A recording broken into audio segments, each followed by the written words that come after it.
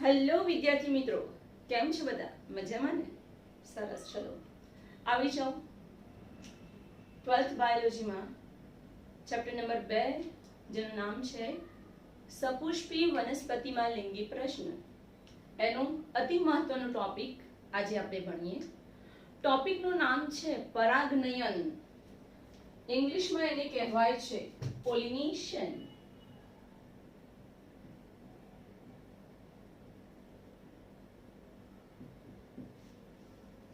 આજનું ટોપિક કયું છે બેટા? પરાગનયન. ઇંગ્લિશમાં એને પોલિનેશન કહેવાય. ખબર પડી? ઓકે. છેલ્લા લેક્ચરોમાં આપણે શું ભણી ગયા બેટા? પરાગરજ, પરાગરજનું નિર્માણ, હે ને બેટા? પરાગરજની રચના, આ બધું ભણી ગયા. પરાગરજની અંદર આગળ જતા શેનું નિર્માણ થાય છે? નરજન્યુનું. બરાબર. અને માદાજન્યુનું નિર્માણ શેની અંદર થાય છે? ભ્રૂણપુટમાં. એ સપુષ્પી વનસ્પતિમાં નીટ એમસીક્યુ ક્વેશ્ચન. સપુષ્પી વનસ્પતિમાં નરજન્યુનું નિર્માણ પરાગરજમાં થાય છે, જ્યારે માદાજન્યુનું નિર્માણ ભ્રૂણપુટમાં થાય છે. આ બંને જન્યુઓ, નરજન્યુ અને માદાજન્યુ, બંનેમાંથી કોઈ પાસે કશા નથી બેટા. પૂંછડી નથી, કશા નથી. બરાબર છે? મતલબ એ અચલિત છે, પોતાની જાતે જઈ શકતા નથી. આ બંને જન્યુઓ કેવા છે? અચલિત. ઇમ્પોર્ટન્ટ. આપણને એમસીક્યુ ક્વેશ્ચન કે અહીં જે નરજન્યુ વનસ્પતિ, સપુષ્પ વનસ્પતિમાં જે નરજન્યુ ઉત્પન્ન થાય છે અને માદાજન્યુ ઉત્પન્ન થાય છે, બંને કેવા છે? અચલિત છે. કશાની ગેરહાજરી છે, અચલિત છે. બરાબર છે? તેથી ફલન માટે નરજન્યુ અને માદાજન્યુને નજીક લાવવા પડે છે. બરાબર છે? ક્લિયર? ને નજીક લાવવા માટે એનું શું કરાવવું પડે? પરાગનયન કરાવવું પડે. બરાબર છે? એક સરસ એક્ઝામ્પલ આપું તમને. એક મેરેજ થયા સ્ત્રી પુરુષના. બરાબર છે? સ્ત્રી કેનેડામાં બેઠી છે, પુરુષ ઓસ્ટ્રેલિયા બેઠો છે. આખો દિવસ એકબીજા સાથે ફેસ ટાઈમ પર વાતો કરે છે. બરાબર છે? બંને વચ્ચે મનવેડ સારો છે. લગ્નના 2 વર્ષ થયા, 3 વર્ષ થયા.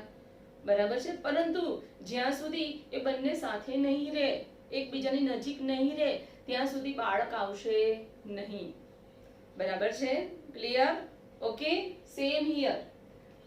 નરજન્યુ પરાગરજમાં ઉત્પન્ન થાય, માદાજન્યુ ભ્રૂણપુટમાં ઉત્પન્ન થાય. બંનેને નજીક લાવવા પડે, એકબીજાની નજીક લાવવા પડે, તો જ નરજન્યુ માદાજન્યુ સાથે જોડાશે. અને જોડાણ થશે તો જ ફલિતાંડ બનશે, અને ફલિતાંડ બનશે તો જ નવી સંતતિનું નિર્માણ સ્ટાર્ટ થશે. ખબર પડી ગઈ બેટા? ઓકે. સારું. ચલો. તો આ હેતુ સિદ્ધ કરવા માટે કઈ ક્રિયા થાય છે? પરાગનયન નામની ક્રિયા થાય છે. આ બંને એમસીક્યુ ક્વેશ્ચન. ક્લિયર? વ્યાખ્યા શું છે પરાગનયનની? આપણને ખબર છે પુષ્પમાં પુંકેસર આવેલું હોય, પુંકેસર ચક્ર, નર પ્રજનન ચક્ર, જેના પરાગાશયમાં શેનું નિર્માણ થાય? પરાગરજનું. બરાબર છે? ક્લિયર? પુષ્પના પુંકેસરના પરાગાશયમાં પરાગરજનું નિર્માણ થાય છે. જ્યારે પરાગાશય પરિપક્વ થાય છે ત્યારે ફાટે છે અને પરાગરજ મુક્ત કરે છે. અને આ મુક્ત થતી પરાગરજ ક્યાં જશે? સ્ત્રી કેસરના પરાગાસન પર સ્થળાંતરિત થાય છે. ક્લિયર?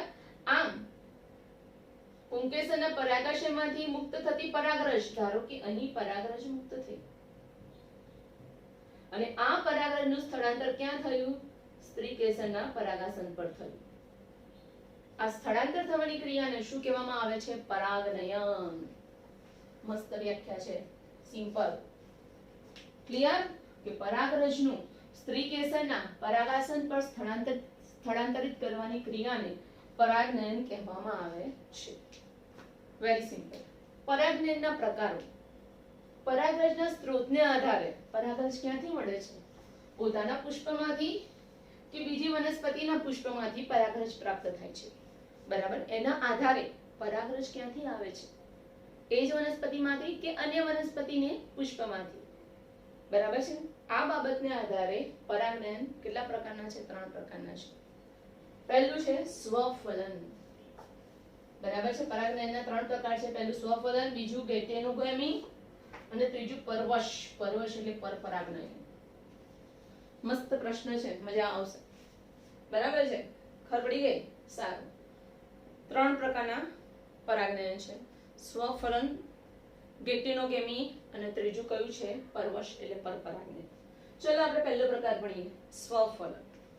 નામ પરથી જ ખબર પડે છે, સ્વફલન મતલબ પુષ્પ કેવું છે? દ્વિલિંગી. અહીં પુષ્પ કેવું છે? દ્વિલિંગી. સ્વફલન કેવા પુષ્પમાં શક્ય બને છે? દ્વિલિંગી પુષ્પમાં.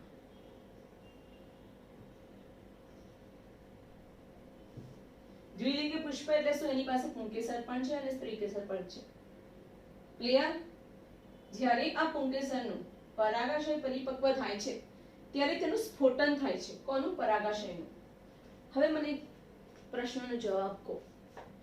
પરાગાશયના સ્ફોટનમાં કઈ દિવાલ કામમાં આવે છે? કયું સ્તર કામમાં આવે છે? યાદ કરો. નીટ એમસીક્યુ ક્વેશ્ચન મેં તમને કરાવ્યું હતું, યાદ કરો. પરાગાશયની દિવાલ યાદ આવે છે? બીજા નંબરનું સ્તર તંતુમય સ્તર કહેવાય, એન્ડોથેસિયમ કહેવાય. યાદ આવી બેટા? ક્લિયર? તો પરાગાશયના સ્ફોટનમાં કયું સ્તર મદદરૂપ થાય છે? એન્ડોથેસિયમ. ક્લિયર? કે પરાગરજ પરિપક્વ થઈ એટલે પરાગાશય સ્ફોટન થયું, તૂટ્યું, પરાગરજ મુક્ત થઈ. એક જ પુષ્પની પરાગરજ તે જ પુષ્પના સ્ત્રીકેસરના પરાગાસન પર સ્થળાંતરિત થાય તો એ ક્રિયાને સ્વફલન કહે છે. ક્લિયર? ચલો આવી જાઓ.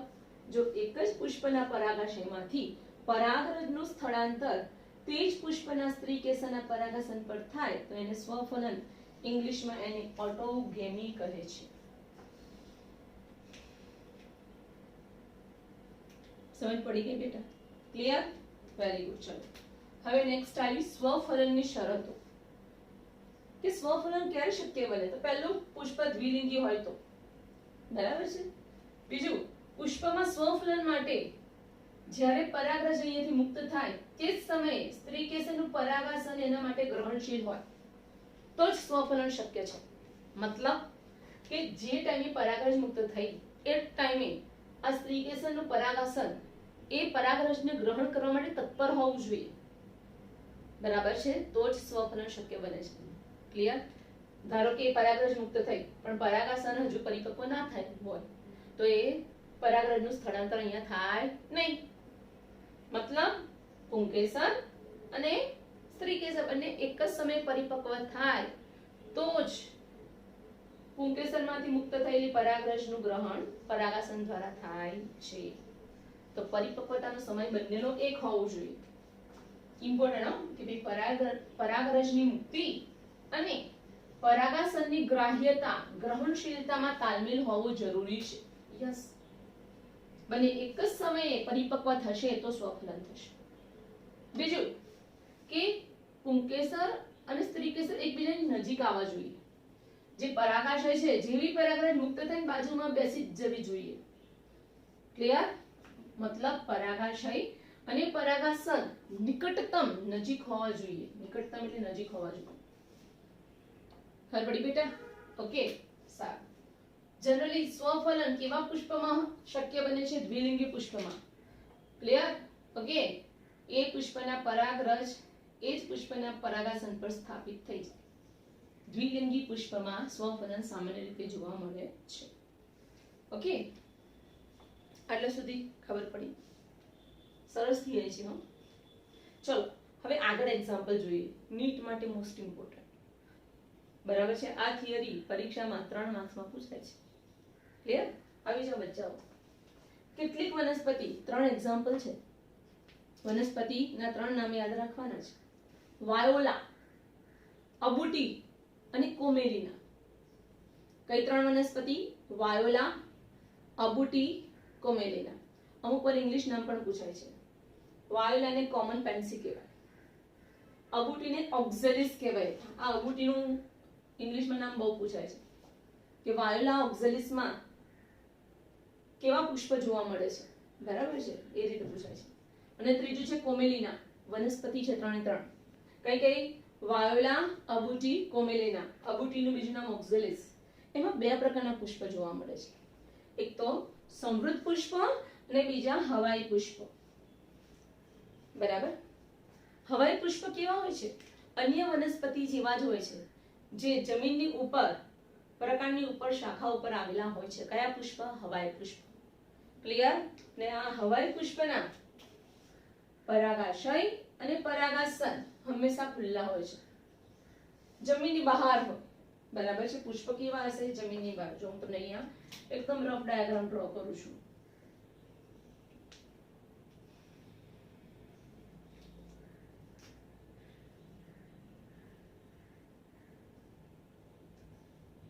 ધારો કે અહીંયા પુષ્પ આવેલા હોય, આ હવાઈ પુષ્પો. બરાબર છે. કેવા હોય? રંગીન હોય, આકર્ષક હોય. કયા? હવાઈ પુષ્પ. ને બીજા પુષ્પ છે સમૃદ્ધ પુષ્પ. ક્યાં આવેલા હોય? જમીનની અંદર આવેલા હોય. જો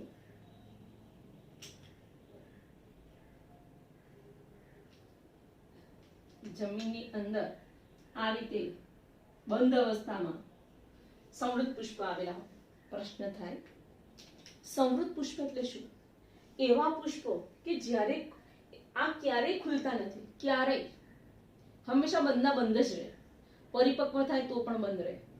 ક્લિયર? સમૃદ્ધ પુષ્પ એટલે એવા પુષ્પ કે જે ક્યારેય ખુલતા નથી. ઇમ્પોર્ટન્ટ. આવા પુષ્પમાં સ્ત્રી કેસર હોય, અંદર પુંકેસર પણ હોય. બરાબર છે. સમૃદ્ધ પુષ્પની અંદર સ્ત્રી કેસર પણ હશે, પુંકેસર પણ હશે, પણ બંધના બંધ જ રહે છે એના જીવનકાળ દરમિયાન. એટલે શું થશે? અંદર જે પુંકેસર હશે એ પરાગરજ મુક્ત કરશે અને એ પરાગરજ એની નજીક આવેલા સ્ત્રી કેસર પર બેસી જશે. 100% સ્વફલન કયા પુષ્પમાં થાય? સમૃદ્ધ પુષ્પમાં. બરાબર છે. પુષ્પ ક્યારે ખુલતું નથી, બંધ જ રહેવાનું છે. આ પુષ્પ ચારે બાજુથી બંધ છે, અંદર પરાગરજ ઉત્પન્ન થઈ, તરત જ બાજુ એ જ પુષ્પમાં એકદમ નજીક જે સ્ત્રી કેસરનું પરાગાસન હશે ત્યાં બેસી જશે. ક્યારે પરાગરજ બહારની બાજુ આવશે નહીં. ક્લિયર? પરાગનયનની જરૂર પડે નહીં. પરાગનયન એટલે શું? પુષ્પના પુંકેસરમાંથી સ્ત્રી કેસરના પરાગાસન પર સ્થળાંતરિત થવાની ક્રિયા. બરાબર છે. કે સમૃદ્ધ પુષ્પમાં પરાગાશય અને પરાગાસન એકબીજાથી ખૂબ જ નજીક આવેલા છે, એકદમ અડીને ચોટેલા છે. આવી રીતે જો તમે ધારો કે આ બંધ પુષ્પ છે, સમૃદ્ધ પુષ્પ છે, ધારો કે. બરાબર છે. અહીંયા આ રીતે કે પુંકેસરનું પરાગાશય જેવી અંદર પરાગરજ નીકળીને તરત અહીંયા બેસી ગઈ. ક્લિયર? કે સમૃદ્ધ પુષ્પમાં પરાગાશય અને પરાગરજ એકબીજાથી ખૂબ જ નજીક આવેલા હોય છે. તેથી પરાગરજ મુક્ત થઈને તરત જ તે જ પુષ્પના પરાગાસન પર સ્થળાંતરિત થઈ જાય છે. તેથી તેમાં સંપૂર્ણપણે સ્વફલન જ જોવા મળે છે. ક્યારેય પરફલન કે પરપરાગનયન થાય નહીં. કયા પુષ્પમાં? સમૃદ્ધ પુષ્પમાં. કેમ? પરપરાગનયન એટલે શું? અન્ય વનસ્પતિની પુષ્પની પરાગરજ જ્યારે કોઈ બીજી વનસ્પતિના પુષ્પના પરાગાસન પર સ્થળાંતરિત થાય તો એને પરપરાગનયન કહેવાય. વનસ્પતિ જુદી જુદી છે, પુષ્પ જુદા જુદા છે. બરાબર છે કે બીજી વનસ્પતિના પુષ્પની પરાગરજ એ અન્ય વનસ્પતિના પુષ્પના પરાગાસન પર સ્થળાંતરિત થાય તો એને પરપરાગનયન કહેવાય. પરપરાગનયન ક્યારે શક્ય હોય? જો પુષ્પ ખુલ્લું હોય તો, એનું પરાગાસન ખુલ્લું હોય તો. પરંતુ અહીં તો પરમનન્ટ, જો આ પુષ્પ મોટું દોરું, પુષ્પ પરમેનન્ટ બંધ છે. બરાબર છે. આ એનું સ્ત્રી કેસર છે અને આ એનું પુંકેસર છે. એકદમ નજીક આવેલા હોય. ઉપર ભૂરું છે સ્ત્રી કેસર, લીલું છે પુંકેસર. બરાબર છે. પરાગાશય અને પરાગાસન એકદમ નજીક આવેલા હોય. જેવી આ પરાગાશયમાંથી પરાગરજ નીકળશે, સીધી જ પરાગાસન પર બેસી જશે. તો એમાં સ્વફલન જ થાય છે. ક્યારે પરફલન, પરપરાગનયન થતું નથી. ઇમ્પોર્ટન્ટ. બરાબર છે. સમૃદ્ધ પુષ્પ કેવી વનસ્પતિમાં જોવા મળે છે? તો વાયોલા, કોમન પેન્સિલ. અબુટીનું બીજું નામ ઓક્સેલિસ, યાદ રાખવાનું. અને ત્રીજું કોમેલિના. બરાબર બરાબર છે, એમાં સમૃદ્ધ પુષ્પ જોવા મળે છે. ક્લિયર? હવે પુષ્પ કેવા હોય? સામાન્ય હોય છે. બરાબર છે, એમાં પરાગનયન થાય છે. જ્યારે સમૃદ્ધ પુષ્પમાં પરાગનયન થતું નથી. જો અહીંયા લખેલું છે કે ભાઈ અહીંયા પરાગનયન થયા વગર જ શું થાય છે? સ્વફલન થઈ જાય છે. ઇમ્પોર્ટન્ટ. તમે જ્યારે આ ભણો છો, આ લખો છો, પછી એનસીઈઆરટી સાથે સરખામણી કરવાની. અહીંયા લખેલું છે જો કે સમૃદ્ધ પુષ્પમાં પરાગનયનની ગેરહાજરીમાં મોસ્ટ ઇમ્પોર્ટન્ટ પોઈન્ટ નીટમાં પૂછે એવો પણ બીજ સર્જન થાય છે. બરાબર છે? ક્લિયર? પરાગરજ ઉડતી ઉડતી બીજે જવું પડતી નથી, તરત જ અહીંયા આવી ગઈ પરાગરજ. ક્લિયર? ફલન થઈ ગયું અને ફલનના અંતે અંડકનું શેમાં રૂપાંતર થાય? બીજમાં રૂપાંતર થાય. કે સમૃદ્ધ પુષ્પમાં પરાગનયનની ગેરહાજરીમાં પણ બીજ સર્જન થાય છે. ઇમ્પોર્ટન્ટ. ફલન થાય એટલે બીજાશયમાંથી ફળનું નિર્માણ થાય અને અંડકમાંથી બીજનું નિર્માણ થાય. ક્લિયર? Most important point. તો આ હતું સ્વફલન. સરસ થિયરી હતી બેટા.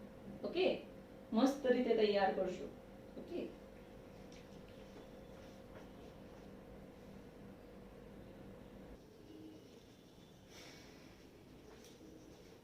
હવે વિદ્યાર્થી મિત્રો આપણે પરાગનયનના બીજા બે પ્રકારો ભણીએ. ઓકે, હમણાં જ આપણે સ્વફલન વિશે જોઈ ગયા હતા.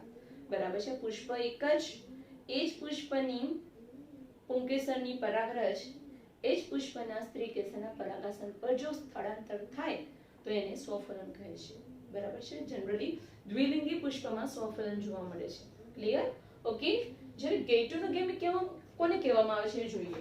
ચલો આવી જાઓ. ગેટોનોગેમી વનસ્પતિ એક જ છે. જો આકૃતિ જોઈ લો બેટા. વનસ્પતિ એક જ છે. વનસ્પતિ ઉપર એક પુષ્પમાંથી શું ઉત્પન્ન થઈ? પરાગરજ. અને આ પરાગરજ મુક્ત થઈને એ પરાગવાહકો દ્વારા અન્ય પુષ્પના સ્ત્રીકેસર પર સ્થળાંતરિત થઈ ગઈ. જો આ બીજા પુષ્પનું સ્ત્રીકેસર છે ને એના પર આ પરાગરજ આવીને સ્થાપન થઈ ગયું એમ. ક્લિયર? તો આ ક્રિયાને શું કહેવામાં આવે છે? ગેટોનોગેમી. કેટલીક વનસ્પતિ એકલિંગી પુષ્પ ધરાવે છે. એક્ઝામ્પલ મકાઈ. બરાબર છે? કે ભાઈ જે મકાઈનો છોડ હોય છે એમાં નર પુષ્પ ટોચ તરફ હોય છે અને માદા પુષ્પ પાર્શ્વ બાજુ હોય છે. બંને બાજુએ માદા પુષ્પ હોય. નર પુષ્પ ટોચ ઉપર હોય. જ્યારે આ નર પુષ્પમાંથી પરાગરજ મુક્ત થશે ત્યારે આ પરાગરજ ઉડતી ઉડતી માદા પુષ્પના સ્ત્રીકેસર પર સ્થળાંતર પામશે. બરાબર છે? ક્લિયર? આને શું કહેવામાં આવે છે? ગેટોનોગેમી. ક્લિયર? ઓકે, કે એકલિંગી પુષ્પ ધરાવતી વનસ્પતિ. આ એક વનસ્પતિ છે, એમાં એકલિંગી પુષ્પ છે, ઉપર નર પુષ્પ અને એ જ વનસ્પતિની પાર્શ્વ બાજુએ બંને બાજુએ માદા પુષ્પ હોય છે. ક્લિયર? તો એમાં નર પુષ્પમાંથી પરાગરજ મુક્ત થાય છે અને માદા પુષ્પના પરાગાસન પર સ્થાપિત થઈ જાય છે. ક્લિયર? આ એક મહત્વની ક્રિયા છે જેને ગેટોનોગેમી કહેવામાં આવે છે. ચલો, સરસ થિયરી છે કે પરાગાશયમાંથી શું મુક્ત થઈ? પરાગરજ. આ પરાગરજનું તે જ વનસ્પતિના અન્ય પુષ્પના સ્ત્રીકેસર પર સ્થળાંતરિત થવાની ક્રિયાને ગેટોનોગેમી કહે છે. ખબર પડી ગઈ કે પરાગાશયમાંથી મુક્ત થતી પરાગરજનું તે જ વનસ્પતિના અન્ય પુષ્પના સ્ત્રીકેસર પર સ્થળાંતરિત થવાની ક્રિયાને ગેટોનોગેમી કહે છે. વનસ્પતિ એક, પુષ્પ અલગ. હાલે બેટા? ઓકે. ગેટોનોગેમી કાર્યાત્મક રીતે બઠ્ઠા વાક્ય નીટમાં પૂછાય છે. આમાં most important for NEET MCQ. Theory માટે તો ઓલરેડી ઇમ્પોર્ટન્ટ છે જ. ઓકે, કે ગેટોનોગેમી કાર્યાત્મક રીતે પરપરાગનયન છે. પરપરાગનયન મીન્સ પરાગરજ અહીંયા એ જ પુષ્પની નથી, અન્ય પુષ્પની છે. પરાગરજ અન્ય પુષ્પની, સ્ત્રીકેસર પણ બીજા જ પુષ્પનું છે. એટલે કાર્યાત્મક રીતે કોને મળતું આવે છે? પરપરાગનયનને મળતું આવે છે. જેમાં પરાગવાહકો ભાગ લે છે. મતલબ જ્યારે પરાગરજ મુક્ત થતી હશે ત્યારે પવન આવતો હશે, પવન દ્વારા પરાગરજ નીચે આવે. વરસાદ પડ્યો, પાણી દ્વારા પરાગરજ નીચે આવી. પક્ષીઓ દ્વારા પરાગરજ એક પુષ્પમાંથી બીજા પુષ્પમાં ગઈ. બરાબર છે? મધમાખીઓ દ્વારા પરાગરજનું સ્થળાંતર થયું. તો પવન છે, પાણી, પક્ષીઓ, મધમાખીઓ, પ્રાણીઓ આ બધા શું છે? પરાગરજનું વહન કરે છે. એક પુષ્પમાંથી બીજા પુષ્પમાં, જેને પરાગવાહકો કહેવાય. ક્લિયર? ઓકે. ગેટેનોગેમીમાં પરાગવાહકો ભાગ લે છે. ઇમ્પોર્ટન્ટ. તો કાર્યાત્મક દ્રષ્ટિએ કોને મળતું આવે છે? પરપરાગનયનને. ઓકે. અને કોણ ભાગ લે છે? પરાગવાહકો ભાગ લે છે. જનીનિક દ્રષ્ટિએ તે કોને મળતું આવે છે? સ્વફલન સાથે સામ્યતા ધરાવે છે, કારણ કે પરાગરજ એ જ વનસ્પતિ પરથી આવે છે. બરાબર છે? વનસ્પતિ એક જ, તો એના જે જનીનો હશે એ પરાગરજમાં જોવા મળશે અને પરાગાસનમાં પણ જોવા મળશે. સરખા જ જનીનો છે. એક માતા પિતાના સંતાનો હોય એમાં જનીનોમાં સામ્યતા વધારે હોય. સેમ હિયર, કે વનસ્પતિ તો એક જ છે, તો જનીનિક દ્રષ્ટિએ એ કોને સામ્યતા ધરાવે છે? સ્વફલન સાથે સમાનતા ધરાવે છે, કારણ કે પરાગરજ એ જ વનસ્પતિ પરથી આવે છે. ભલે ને પુષ્પ અલગ છે, પણ વનસ્પતિ તો એક છે ને. ક્લિયર? કે પરાગરજ એ જ વનસ્પતિના પુષ્પ પરથી આવે છે, તેથી એને કોઈ સાથે સામ્યતા ધરાવે છે? સ્વફલન સાથે સામ્યતા ધરાવે છે, એવું કહી શકાય. ક્લિયર? ઓકે. તો બી અહીં એક ઇમ્પોર્ટન્ટ પોઈન્ટ છે, જો સ્વફલન અને ગેટેનોગેમી બંનેમાં જે નવી વનસ્પતિનું નિર્માણ થશે ફલન થઈને, એમાં જનીનિક સમાનતા જોવા મળશે. જનીનિક ભિન્નતા જોવી મળતી નથી. નવીન પ્રકારની વનસ્પતિ ઉત્પન્ન થતી નથી. નવા લક્ષણો ઉત્પન્ન થતા નથી. કેમ? જનીનો સરખા છે. સ્વફલનમાં એક જ વનસ્પતિના એક પુષ્પની પરાગરજ એ જ પુષ્પના પરાગાસન પર બેસી જાય છે. જનીનો બંનેના સરખા હશે, પરાગરજ અને પરાગાસન. ક્લિયર? તો ઉત્પન્ન થતી જેટલી સંતતિ હશે એ જનીનિક ભિન્નતા ધરાવતી નથી. એ સ્વફલન હોય કે ગેટેનોગેમી હોય. તો જનીનિક ભિન્નતા ધરાવતી સંતતિ પેદા કરવી હોય વનસ્પતિમાં, તો એના માટે શું કરાવવું પડે? પરવશ, જેને પરપરાગનયન કહેવામાં આવે છે. ક્લિયર? પરપરાગનયન એટલે શું? વનસ્પતિ જુદી. આ એક વનસ્પતિ છે અને આ બીજી વનસ્પતિ છે. ચલો, બરાબર છે? આ બીજી વનસ્પતિ છે. ક્લિયર? સારું. હવે જોવો અંદર. એક વનસ્પતિના પુષ્પની પરાગરજ અન્ય વનસ્પતિના પુષ્પના પરાગાસન, આ પરાગાસન છે. ચલો, બરાબર. આ પરાગરજ ઉડતી ઉડતી આવી અને અન્ય વનસ્પતિના પુષ્પના પરાગાસન પર સ્થળાંતરિત થઈ ગઈ, તો એને શું થયું કહેવાય? પરવશ, પરપરાગનયન થયું કહેવાય. વનસ્પતિ જુદી. એક વનસ્પતિની પરાગરજ ઉડતી ઉડતી ઉડતી બીજી વનસ્પતિના પરાગાસન પર સ્થાપિત થઈ ગઈ, તો આ ક્રિયાને શું કહેવાય બેટા? પરપરાગનયન. વ્યાખ્યા જોઈએ કે ભાઈ પરાગાશયમાંથી પરાગરજનું અન્ય વનસ્પતિના પરાગાસન પર સ્થળાંતરિત થવાની ક્રિયા એટલે પરપરાગનયન. બરાબર બેટા? આ એકમાત્ર પરાગનયનની ક્રિયા છે કે જેમાં મોસ્ટ ઇમ્પોર્ટન્ટ જનીનિક ભિન્નતા ધરાવતી પરાગરજનું પરાગાસન પર સ્થાપન થાય છે. ભાઈ પરાગરજ બીજા વનસ્પતિની એટલે એના જનીનો જુદા પ્રકારના હશે અને એનું સ્થાપન થયું બીજી વનસ્પતિના પુષ્પ પર, તો બે ભિન્ન પ્રકારના જનીનો ભેગા થશે. બરાબર છે? ઇમ્પોર્ટન્ટ. આ એકમાત્ર પરાગનયનની ક્રિયા છે કે જેમાં મોસ્ટ ઇમ્પોર્ટન્ટ જનીનિક ભિન્નતા ધરાવતી, બરાબર છે? જો આ જ પુષ્પની પરાગરજ હોય ને તો એના જનીનો સરખા હોય, પરંતુ અહીંયા પરાગરજ અન્ય પુષ્પની છે જેના જનીનો જુદા છે. જનીનિક ભિન્નતા ધરાવતી પરાગરજનું પરાગાસન પર સ્થાપન થાય છે. આ એક્ઝામ્પલ કોનું હતું બેટા? પરપરાગનયન. Most important. બરાબર છે? આ થિયરી મોસ્ટ ઇમ્પોર્ટન્ટ છે. ક્લિયર? ઓકે. પરાગનયનના કેટલા પ્રકાર ભણ્યા? 3. સ્વફલન, જે દ્વિલિંગી પુષ્પમાં શક્ય છે. બીજું ગેટેનોગેમી, વનસ્પતિ એક જ, પુષ્પ જુદા. અને ત્રીજું પરપરાગનયન, વનસ્પતિ અલગ, એના પુષ્પો અલગ. ક્લિયર બેટા? સરસ રીતે તૈયાર કરજો.